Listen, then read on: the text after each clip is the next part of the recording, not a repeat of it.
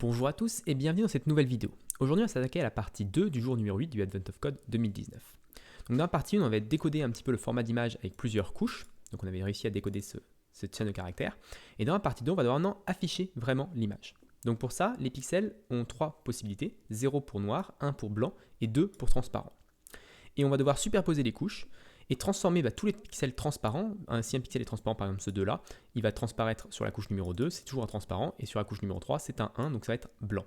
Et là, derrière, c'est un 0, c'est un noir, ça n'a pas d'importance parce que le blanc est opaque, on va dire. Que ce soit noir ou blanc, ça devient opaque, et du coup, on ne s'intéresse pas aux couches inférieures quand le pixel est opaque.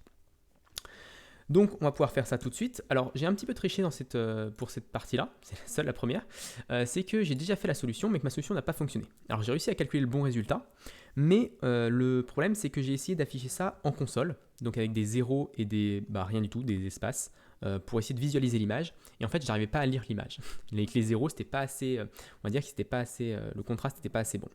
Donc j'ai dû arrêter parce que j'ai réfléchi pendant plusieurs minutes, le pour ou le contre de différentes solutions. J'aurais pu utiliser une bibliothèque extérieure pour voir générer une vraie image et ouvrir une fenêtre et afficher l'image, etc. avec les pixels aux bons endroits, etc. Je trouvais ça un peu compliqué. Et je pense que je suis arrivé à une solution qui est peut-être un peu plus simple à mettre en place. C'est juste de générer du SVG. Donc le SVG, c'est un format vectoriel où je peux générer mes pixels, les positionner comme je veux sur une grille, et ensuite, avec un logiciel de visualisation d'image, je peux afficher ce SVG et regarder le mot de passe. Donc c'est ce que je vais faire maintenant. Donc j'ai tout supprimé ce que j'avais fait et donc je vais pouvoir recommencer. Donc on va copier-coller d'abord notre solution de la partie 1. On va appeler ça part2. Ensuite, on va compute partout, on va créer un test pour la part2. Et on va réaliser ce test ici avec cette image-là.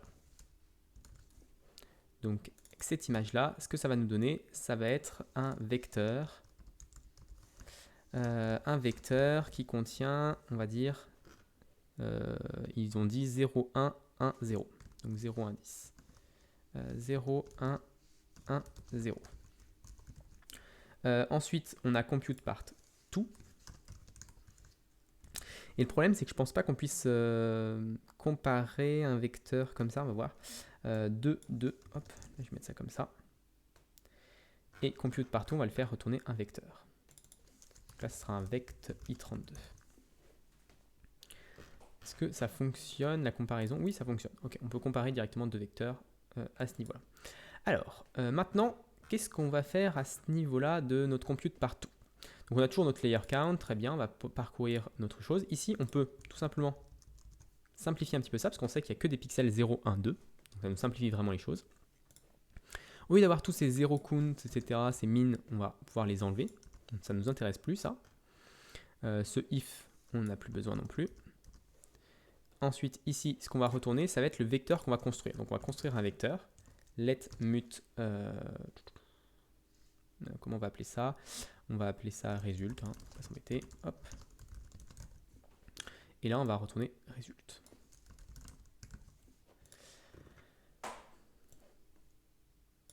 Ok.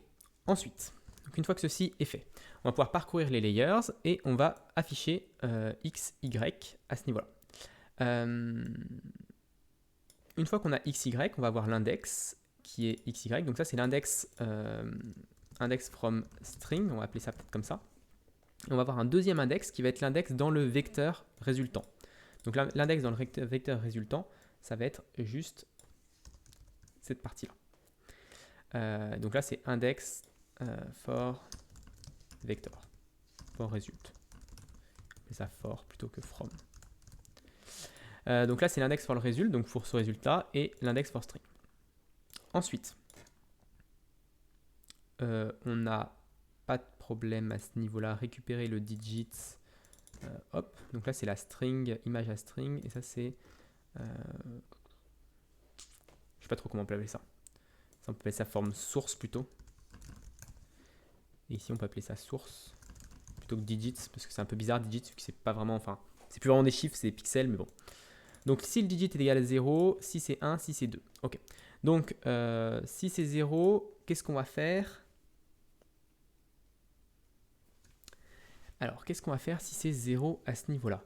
On va stocker le 0. Alors, il y a plusieurs possibilités. Soit on est inférieur, l'index for result est inférieur à 8 fois 8. Et dans ce cas-là, on est dans la position où on est dans la première couche. Donc si on est dans la première couche, on va juste écrire les choses. Donc si je fais digit est inférieur à 8 fois 8, ça veut dire qu'on est dans la première couche. Ou alors je peux juste utiliser layer index, je suis bête. Hop. Layer index est égal à 0. Donc si layer index est égal à 0, on fait quelque chose, sinon on fait autre chose. Donc si on est sur la première couche, dans ce cas-là, on va juste push l'élément dans le result. C'est assez simple, on fait result push digit. Donc ça, c'est très simple. Si on n'est pas là-dedans, on va pouvoir faire if let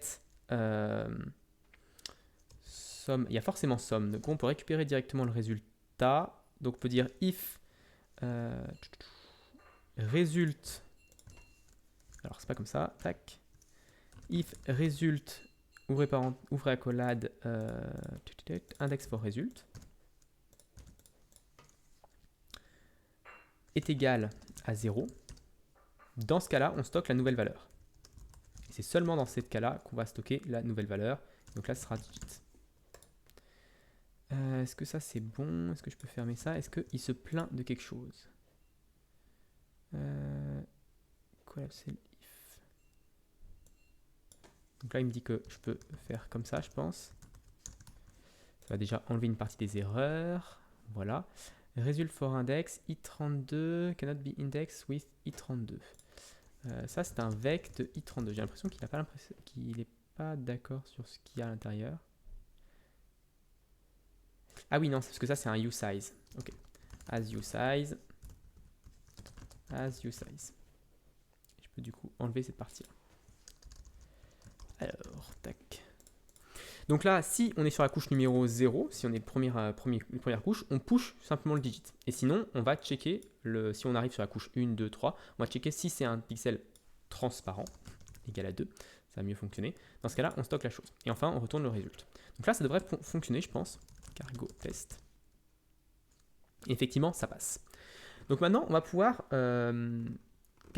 afficher notre image. Donc pour faire ça, on va récupérer le compute ici. Donc on va faire image à string et on va pouvoir faire compute partout. Et ça, on va le stocker dans une valeur result est égal à ça. Très bien. Ensuite, on va faire for. Alors le problème, c'est qu'on pourrait le faire ici. Je vais le faire dans ma compute partout. Ça va être plus simple, je pense. Donc ici, je vais faire un for. On va faire la même chose que ces trucs-là. Donc parcourir ça. L'index from source, on n'en a pas besoin. Le digit, l'index for result, le digit, on s'en fiche. Le layer, on s'en fiche. Et ici, on va avoir un autre résultat qui va être un let mut de SVG qui va être string new. On va créer une nouvelle chaîne et on va faire un SVG push. Et ici, on va afficher la balise ouvrante d'un SVG que je vais mettre à la fin. Ici, on aura la balise fermante du SVG. Donc l'index from result. Et ici, on va dire si index for result est égal à 0. Dans ce cas-là, qu'est-ce qu'on va faire? On va afficher quelque chose de noir. Donc ici, on va faire un SVG push d'un pixel noir, d'un rectangle noir. Else if index for result est égal à 1. Ici, on fera nos SVG push d'un rectangle blanc. Et else, si c'est autre chose, ça veut dire qu'on a un rectangle transparent. Ça ne devrait pas arriver. Mais je vais quand même mettre un panique, on ne sait jamais. Je crois que tout ça, c'est bon. Même on n'a pas besoin de mettre le panique. On va simplifier les choses. Push, SVG push, qu'est-ce qui pose comme problème? Je crois que c'est push str ici qu'il faut mettre. Voilà. La place de push. Et on va voir sur la doc MDN, SVG, comment faire un rectangle surtout. On va voir un exemple, je pense, comme ça. Voilà. Donc là, on a un exemple de SVG. On va pouvoir copier-coller ça dans la balise ouvrante. Alors, il va falloir juste escape les doubles. Ok, ensuite on va pouvoir faire un rectangle avec une taille. Donc on va le mettre, hop. les deux mêmes. Donc ça va être des rectangles de taille 1 pixel. Le 8, ça va être aussi 1 pixel.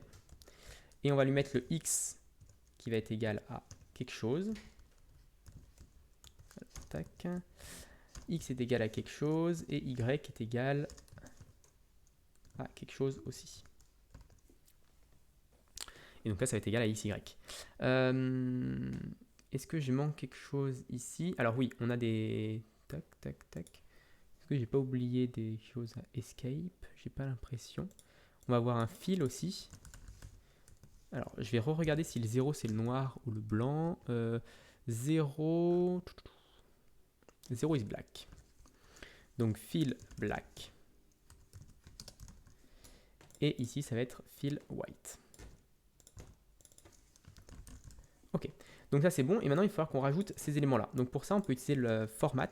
C'est un petit peu comme println, que j'utilise beaucoup. Et là, on va pouvoir lui passer du coup x et y. On va faire la même chose.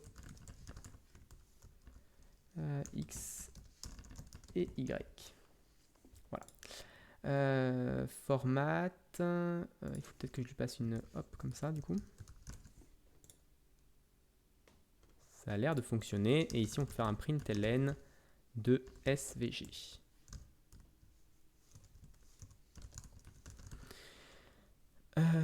Et on peut exécuter cette fonction.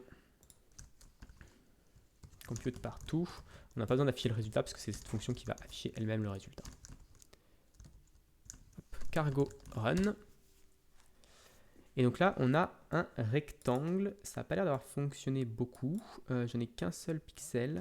Et ça, c'est un peu bizarre. Alors, pourquoi on a un souci x width 8 index? C'est pas ici. C'est sur cette partie-là. Alors, quel est le souci? Pourquoi on aurait un souci à ce niveau-là? Je fais bien un for. Normalement, je devrais avoir beaucoup plus d'éléments que ça. Je vais faire un println de result quand même.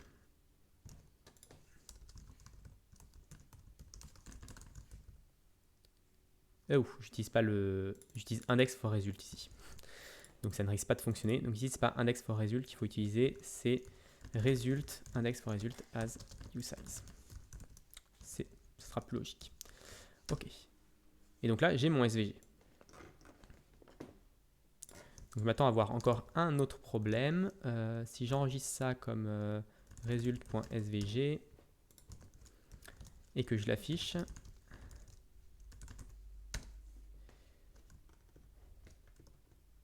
voilà, on voit que c'est un peu cassé. J'arrive pas à le centrer d'ailleurs. On voit que c'est un peu cassé à ce niveau-là. En fait, j'ai un autre bug que je me suis rendu compte lorsque je l'ai fait la première fois, c'est que là, j'incrémente de la mauvaise manière. Il faut d'abord que je fasse x puis y. Enfin, y puis x justement. Même chose ici. Parce qu'il faut qu'on passe toujours de la partie du coefficient le plus vaste, entre guillemets, parce que sinon on multiplie, enfin sinon on fait une image dans le mauvais sens. Voilà. Donc, je pense que le problème vient de là. J'espère, parce que c'est le seul autre bug que je me rappelle avoir eu. Sinon, on débuggera et on verra. Donc si je remplace ça par ça, que je reviens... Oh, j'ai peut-être un autre souci sur la taille. Sur la taille que j'ai oublié ici. J'y ai pensé en le voyant rapidement écrit à l'écran. Donc là, il faut que je mette la width. La bonne width, la bonne height. Ce sera mieux quand même. Donc là, ça sera width... je pense, on va regarder que c'est bien le bon ordre. 220, c'est la largeur et l'autre, c'est la hauteur. Donc ça a l'air d'être bon. Il faut juste passer comme ça. Okay. On régénère une dernière fois la chose. J'espère que c'est une dernière fois. Donc là, on a bien 25,6. Hein. C'est correct, ça correspond correct au bon résultat. Et donc, si j'ouvre le résultat, ici, on voit bien qu'on a bien le mot de passe qui s'affiche. Donc, GJYEA.